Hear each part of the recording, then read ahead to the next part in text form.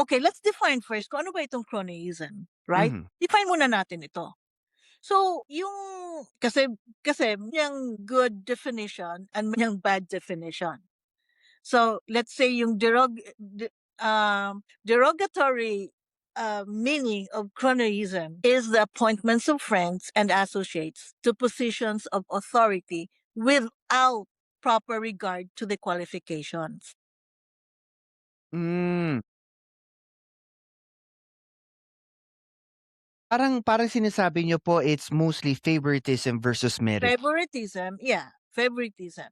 Pero, in the essence word of cronyism, ito na yung totoo ha, Mhm. itself isn't a specific crime as the action it describes, like blatant political favoritism in public office or discriminating. Hindi ganon. Kasi discriminatory treatment